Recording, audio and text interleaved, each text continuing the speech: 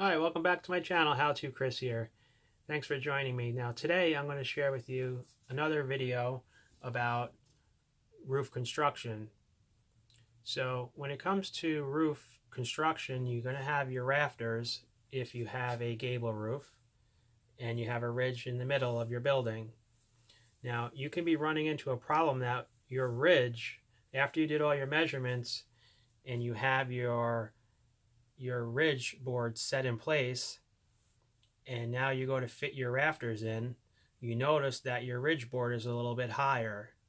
So a lot of times we can just get away with that. When you put your plywood and your shingles, that little bit of difference, you won't see it.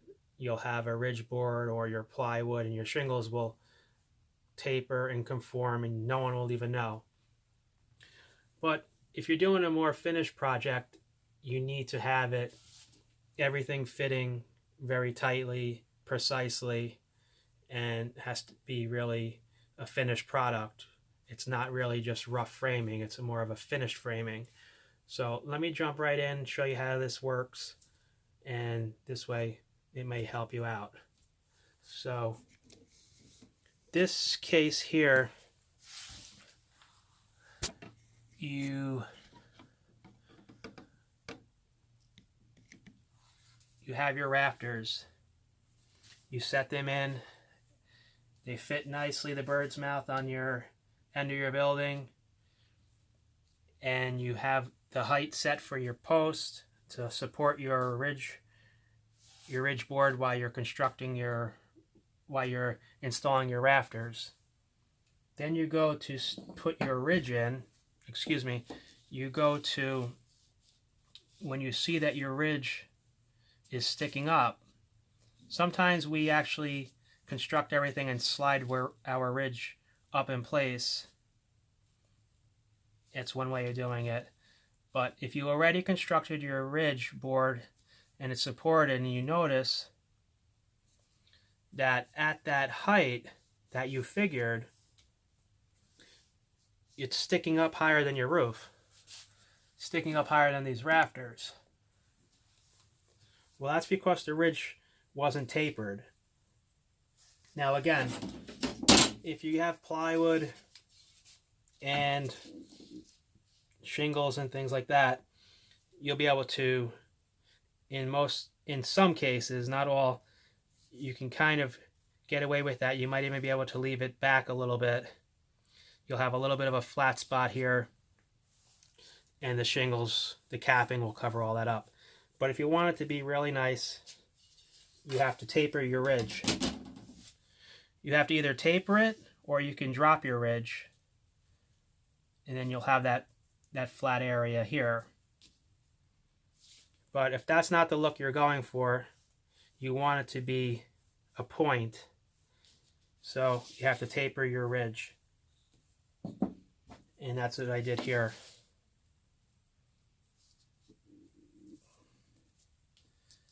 When I put the ridge in, everything fits nice because I tapered this ridge. You always taper your ridge if it's a finished project. So I'm going to do another scenario, but first I'll show you. Now everything lines up perfectly, and that's what you're going to need in a finished project, because this peak, the very center of your calculation here, is a 6/12 pitch roof. This is the highest point of our measurement. So when everything has to meet up to here, otherwise it's not a true 6/12 pitch roof. So again, this is a finished way of doing it. If it's not a finished project, you can either, your ridge will be a little high, and then you'll stop your plywood. You'll stop your plywood back before the ridge, or you can drop your ridge so that it's flush with these 2 points at the top, these 2 points at the plumb cut, and then your plywood is actually going to be like this right here, and then it'll be a flat area, or you can bring it up, and you have a void. So if you want it to be really tight and professional for a finished project, you have to slide in, you have to bevel your ridge. So this ridge is beveled, and now everything intersects properly. I'll do another scenario here.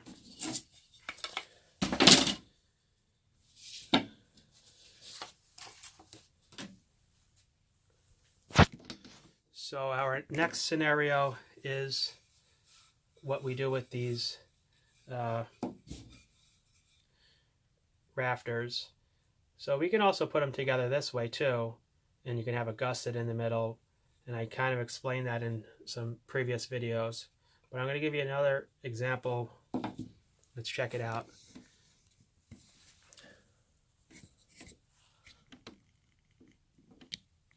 So your rafter is going to, let's get in the frame here. The rafter is going to sit, the bird's mouth will sit in the outside edge of the building, here and here. In this case, I left the ridge board out. But if you're going to have a ridge board, you have to divide the thickness of that board. If your board is 1.5 inches, you have to take 3/4 off each side. That's explained in my other videos. But if we're making another scenario here, if you don't, this is an example, if you don't bevel that ridge board, you'll wind up with a flat area here, or you'll wind up with a protrusion a little bit up from your roof. And again, you can hide that with the plywood if you butt your ridge.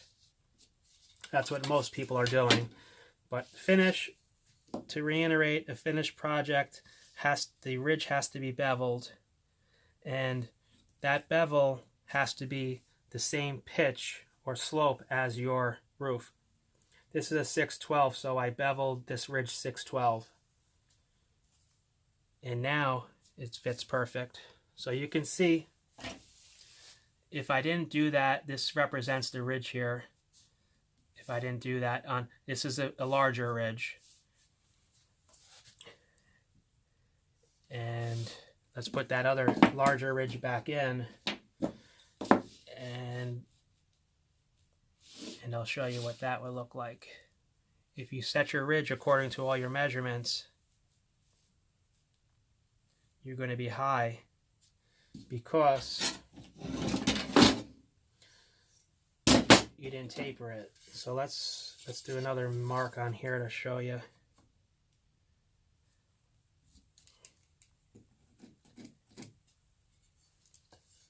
Darken it.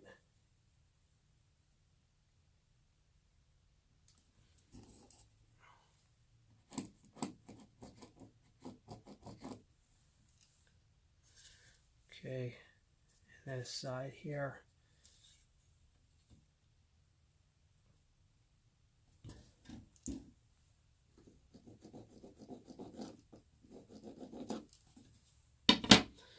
So, if you don't have that taper on your roof,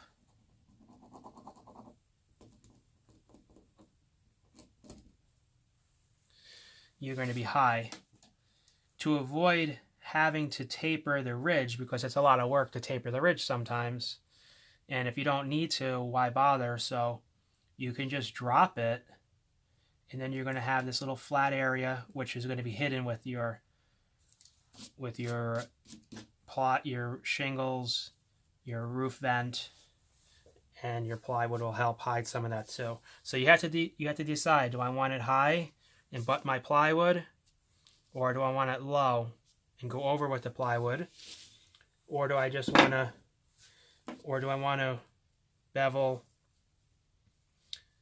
the ridge ahead of time. So you can bevel it ahead of time. If you don't bevel it ahead of time, you can put it in, you can leave it high, and you can bevel it in place. So if it's going to be a finished project, I would probably bevel it ahead of time, but if you don't necessarily have to. So I hope that helps understand why you need to do that. And it's a pretty important factor, and I think it's missed a lot in a lot of other tutorials. I don't see that, so I thought that was missing, and I wanted to put that out there and make sure you consider that, especially with a finished project. So thanks for watching. Check out some of my other videos. I have some stair videos and some other roofing videos. Let me know in the comments below what you thought, if it was helpful, and what other videos you may be interested in. And if I get enough of those, I might do that. Thanks again. Take care.